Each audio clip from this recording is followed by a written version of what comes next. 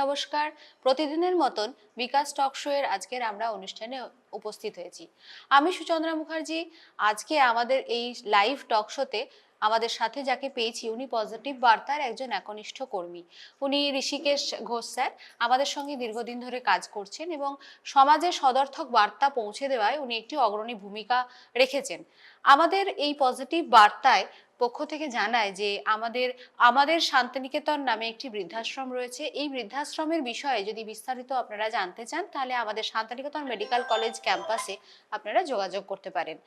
এছাড়া আমাদের সম্প্রতি ওয়েস্ট বেঙ্গল মিডিয়া ফোরাম, এই ফোরামটি করা হয়েছে, যেই ফোরাম একসঙ্গে কাজ করে চলেছে। সমাজের যত আমাদের সাংবাদিক বন্ধুরা রয়েছে তাদেরকে একত্রিত করা হয়েছে এবং সম্প্রতি আগামী 8ই ডিসেম্বর শিলিগুড়িতে যে সিনার্জি টাওয়ার আছে সেখানে সকাল 11টা থেকে একটি সমাবেশেরও আয়োজন করা হয়েছে। আশা রাখি এই যে ফোরাম আমরা তৈরি করেছি, এই ফোরাম সমস্ত সাংবাদিক যে বন্ধুরা আমাদের সাথে যুক্ত হয়েছে তাদের যে অধিকার, সেই অধিকারকে নিয়ে এগিয়ে চলবে। তাদের যে দাবি দেওয়া আছে, তাদের যে প্রাপ্তি আছে সেগুলি নিয়েই কথা বলবে। সেই বিষয়েই কিন্তু আজকে বিস্তারিত আমাদের এই আলোচনা সভা। স্যার, আপনাকে স্বাগত জানাই। নমস্কার। নমস্কার ম্যাডাম। স্যার, আমি প্রথমেই জানতে চাইবো যে এই যে ওয়েস্ট বেঙ্গল মিডিয়া ফোরাম আমরা করেছি, এর কাজ কি? দেখুন, ইতিমধ্যে পশ্চিমবঙ্গে মিডিয়া ফোরাম বা সাংবাদিক যে সংগঠন তার তো কোনো দিগন্ত নেই। মানে অসংখ্য আমরা নিউজ হাউস দেখতে পাই যেখানে তারা বিভিন্ন রকমভাবে সংবাদ পরিবেশন করে থাকে। কিন্তু এখানে একটা বিশেষত্ব যে এটা কোনো দ্বৈরথ নয়, কোনো ডিবেটও নয়। শুধুমাত্র সংবাদ মাধ্যমগুলোকে একটু সক্রিয় করে নিয়ে আমাদের রাজ্যের ঘটে যাওয়া বেশ কিছু সদর্থক বার্তা, মানে সংবাদ বলতে আমরা ন্যাচারালি বুঝি যে খবর, অর্থাৎ সেটা কোনো একটা নেগেটিভ সাইনই বহন করছে। কিন্তু আমাদের এখানে একটা বিশেষত্ব উদ্দেশ্যই হচ্ছে যে সমাজে ঘটে যাওয়া বেশ কিছু ভালো কাজ, যেগুলো আমরা আগামী প্রজন্মকে একটা সদর্থক বার্তার মধ্য দিয়ে একটা সংগঠনের মাধ্যমে রেখে আমরা ভবিষ্যৎ প্রজন্মকে একটা আলো দিশা দিতে পারি।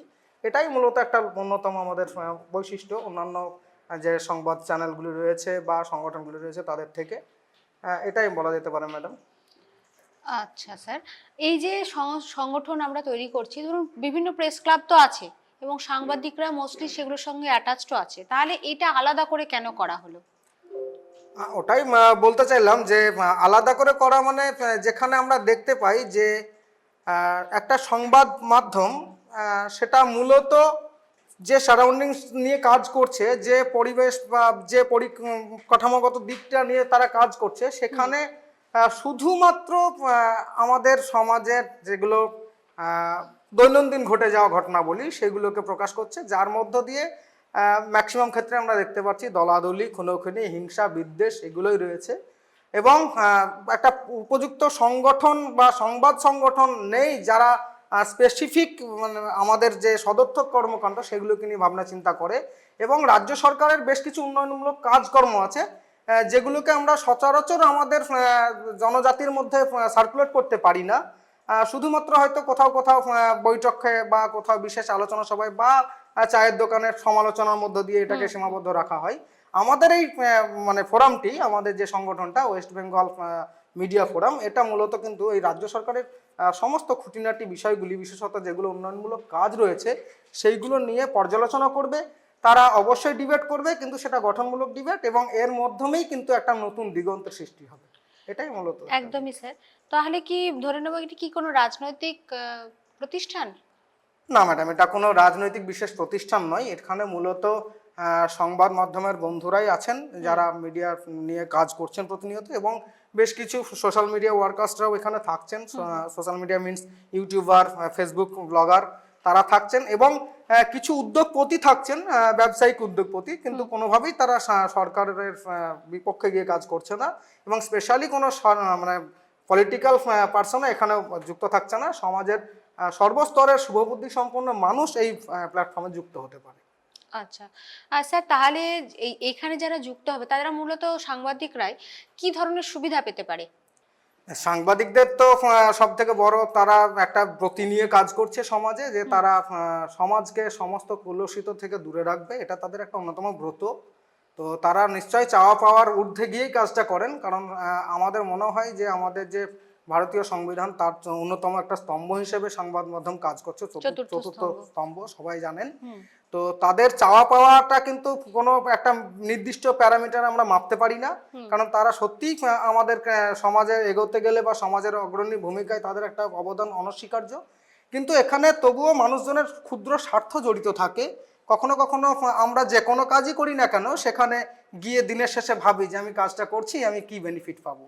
তো অবশ্যই আমাদের এই সংগঠন ওয়েস্ট বেঙ্গল যে মিডিয়া ফোরাম, তার তরফ থেকে বেশ কিছু পদক্ষেপ নেওয়া হবে, যেগুলোতে সাংবাদিক বন্ধু যারা অংশগ্রহণ করছে তারা সুবিধা পাবে।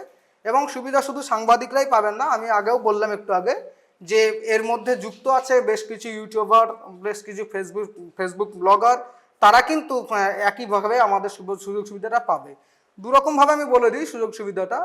প্রথমত বলি সাংবাদিকরা, মানে যে সমস্ত সংবাদ মাধ্যম বন্ধুরা আমাদের এই ফোরামে যুক্ত হয়েছে, ইতিমধ্যে ওয়েস্ট বেঙ্গলের এপার প্রান্ত থেকে ওপার প্রান্ত মিলে সব প্রায় 5টা যে আমাদের জোন আছে, সেই জোনাল কমিটি থেকে প্রত্যেকটা প্রান্তীয় এলাকা থেকে সাংবাদিকরা যুক্ত হয়েছে।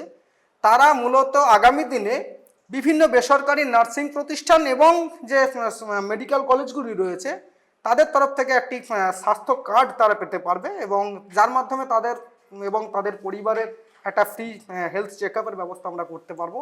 এটা একটা মহৎ উদ্যোগ, সংবাদ মাধ্যমের বন্ধুদের জন্য এটা একটা আশীর্বাদ স্বরূপ বলা যেতে পারে।